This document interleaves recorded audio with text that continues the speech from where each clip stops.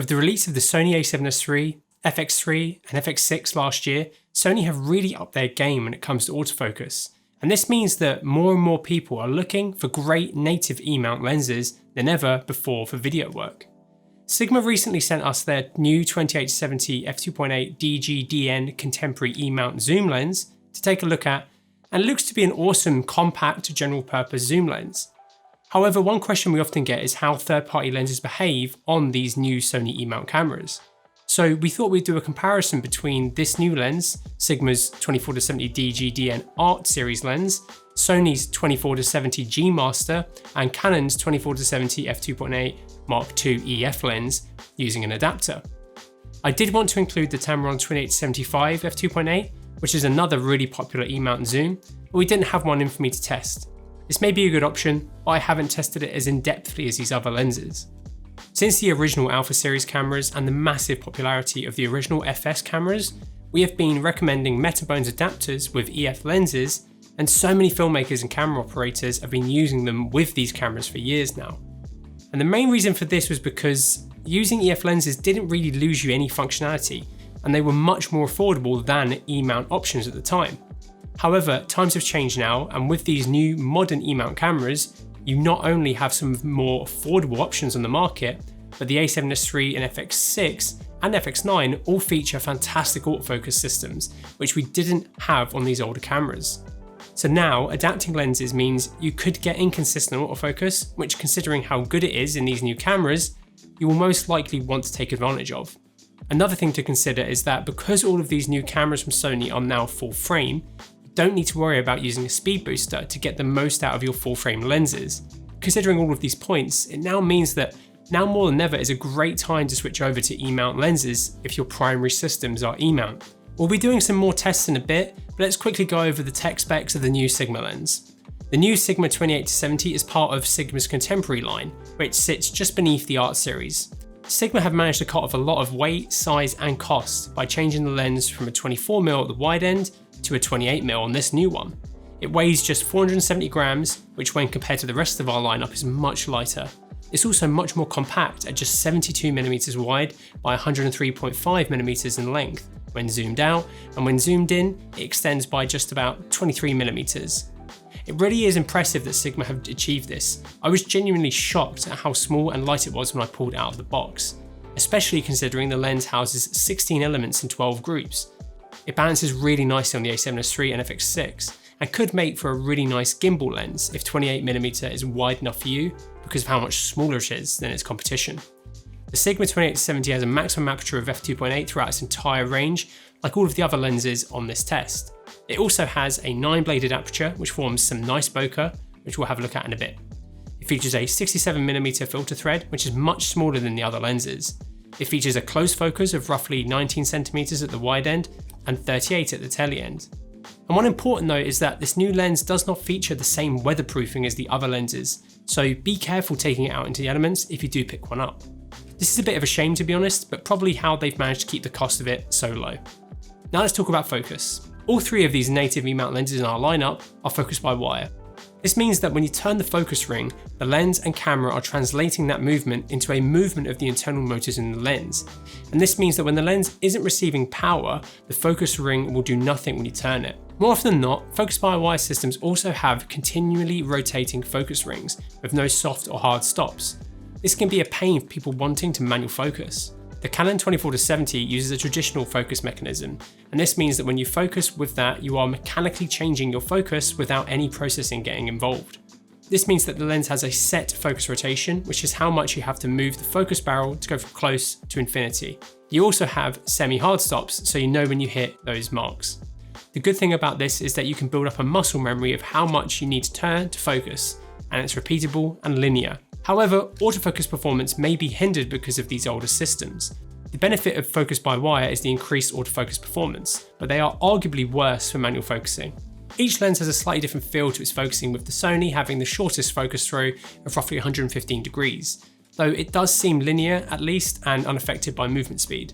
The 24mm Sigma has a long throw of roughly 300 degrees, the 28mm is a bit less at what looks to be around 220, and the EF Canon is around 105 degrees. Personally, I really wish these lenses had hybrid systems like that seen on Sony's more video-centric zooms, such as the 28-135.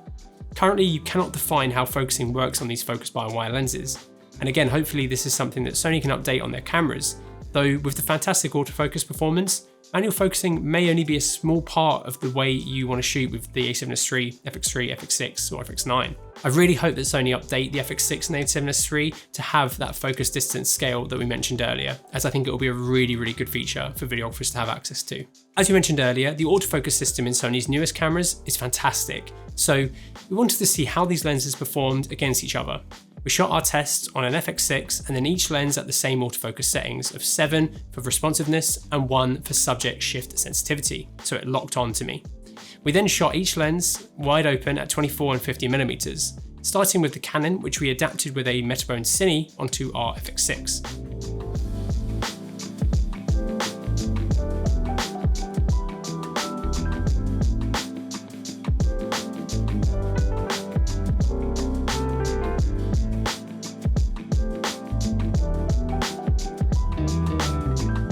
If we look at the Canon alongside the Sony G Master, you can really see a big difference between the two.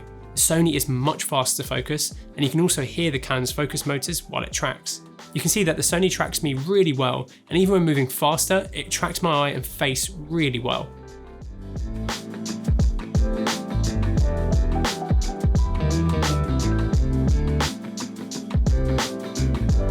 When you compare this to the Sigma lenses, I really can't see a noticeable difference between these three lenses in this lighting condition setup, but the Sony could be a touch faster.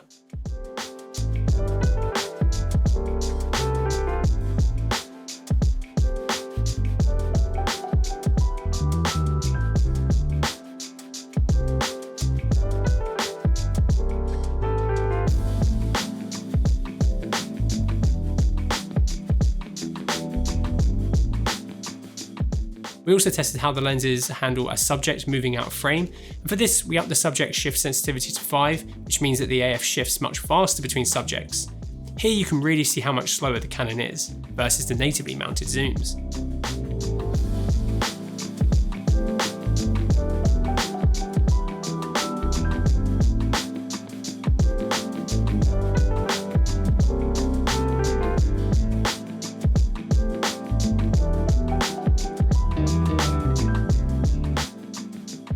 During the initial test, we didn't have access to a Sigma MC11, but I was intrigued to see how it performed over the Metabones with the Canon 24-70 as well as a Sigma EF mount lens.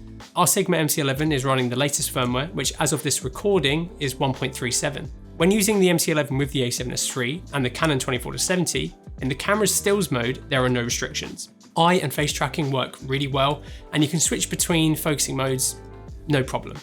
However, as soon as you go into movie mode, even with AF turned on the lens, the camera disables all autofocus. It's completely greyed out and you can't use any autofocus at all. However, if you grab a Sigma zoom lens like the Sigma 18-35 EF which we have here, full autofocus is available in both stills and video mode with eye and face tracking. Performance seems pretty good actually, but everything is still greyed out when you get into the menus, but you can see that it does say continuous is enabled, which is kind of weird. Hopefully Sigma bring out some new firmware to make this adapter behave a bit more consistently with the a7S III, as otherwise EF mounted Sigma glass seems to work really well. The FX6 works a bit differently to the a7S III here though. When using the 24-70 with the MC11, there was no autofocus function at all, whereas with the Sigma 18-35, you can see that you have full autofocus capabilities. However, one thing to note is that the way the manual focus scale behaves depends on if you have the camera set to manual focus or the lens. If you switch the camera to manual focus, but keep the lens in autofocus, the scale only shows close or infinity focus on this scale.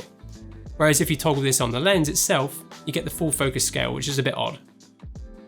Right, let's get into some tests. For our comparisons, we shot a range of controlled tests, not so much creative stuff. This is purely so we can shoot the tests consistently and draw conclusions from them. If you want to see some more creative tests, there are plenty around for each of these lenses. For these tests, I will be referring to the two different Sigma zooms as the Sigma 28mm and the Sigma 24mm. A Parfocal lens is a zoom lens that can maintain its focus while changing its focal length. And this is really important for so many video shooters, but not so much for stills because of autofocus and the fact you're capturing one frame and not continuous. For these tests, we grabbed each lens, focused them at their tele end on our chart, and then zoomed out so we can observe how much the focus is shifting. Each lens really isn't very close to being parfocal. The Canon L series zoom seems to perform the worst, with 2 heavy shifts throughout its zoom range. The 2 Sigma lenses perform very similarly to each other, with a large shift around the middle of its range.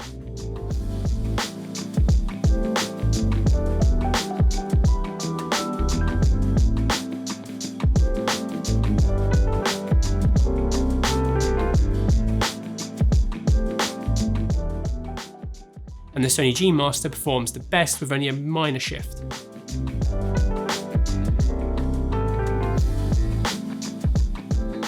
When it comes to resolving power and chromatic aberration performance, all 4 lenses perform excellently. It's honestly very hard to see the difference between them all. Even out to the corners, each lens wide open performs really well throughout their entire focal range. Chromatic aberration is also really well controlled across each lens. However, you can see a touch of it across the lenses here and there.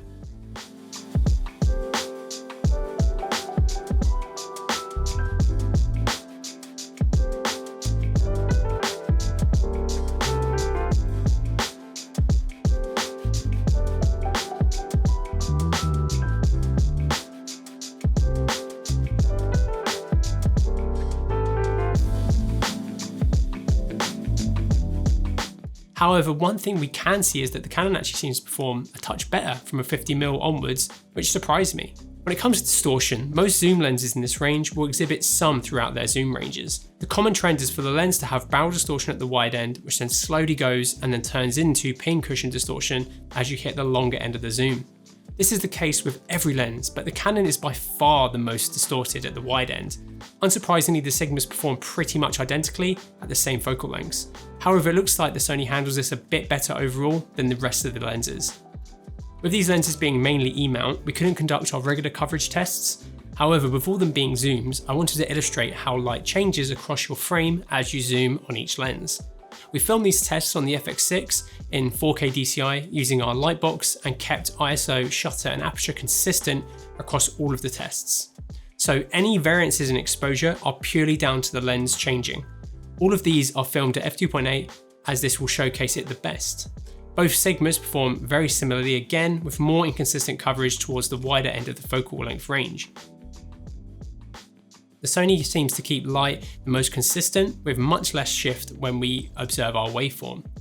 The Canon by far has the worst, with much more light loss towards the corners and greater variance throughout the zoom. However, at the tele end, it is a touch brighter than the Sigma. Have you ever noticed how when you pull focus, your field of view changes? That's focus breathing, and is essentially your lens changing focal length as you move your focus distance. This is something that stills lenses commonly have, as it's not something engineers worry about when designing them, as they're primary designs for stills and not for video acquisition. When filming, this effect could be desirable or not, but let's take a look at how all of these lenses perform, as they are stills lenses. For this, we tested the lenses at f5.6 at their widest, 35, 50 and 70mm. Overall, the Canon lens handles this by far the worst, with considerable shifts in field of view throughout its entire focal range. The next best performing looks to be the Sigma 24mm, which performs better but not as well as the Sigma 28 or the Sony 24mm.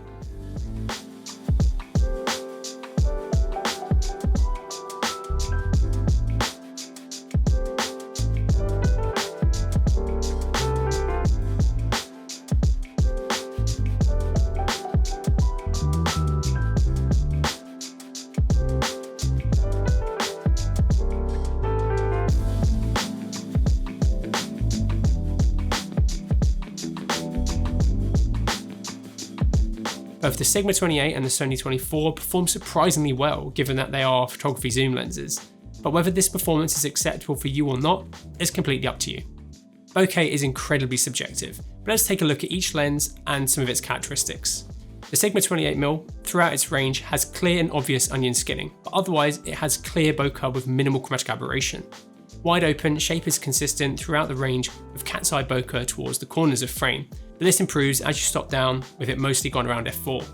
At f4, shape is still good, with the aperture blades starting to become more obvious at around f5.6. The edge of the bokeh also has a little bit of definition to it as well. Unsurprisingly, the 24mm performs incredibly similar to the 28mm Sigma, with pretty much the same performance across the board.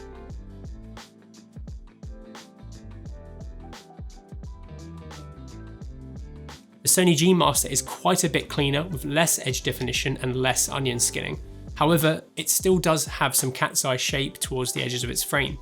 Shape is really good at f4, and even at f5.6, you can barely see the aperture blades forming the shape. The Canon is the most characterful bokeh with the most onion skinning, edge definition and chromatic aberration, but it also suffers from the least aggressive cat's eye bokeh and the most obvious aperture blade shaping when stopped down. When it comes to flare, each lens has a slightly different character to it. For these examples we've shot here, we used an aperture LS60X at 2700 Kelvin at roughly 15% and blasted down our FX6. Here are a few seconds of each showcasing some of their characteristics. Personally, I think the Canon is the most interesting and pleasing out of the bunch, but again, this is incredibly subjective. Let us know what flare you like the best down in the comments below.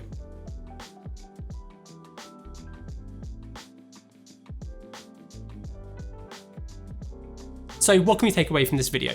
Well, if you're looking at picking up a general purpose zoom lens for your new Sony E-mount camera, I think going native really is the way to go now, unless you plan on using your lenses across multiple camera platforms.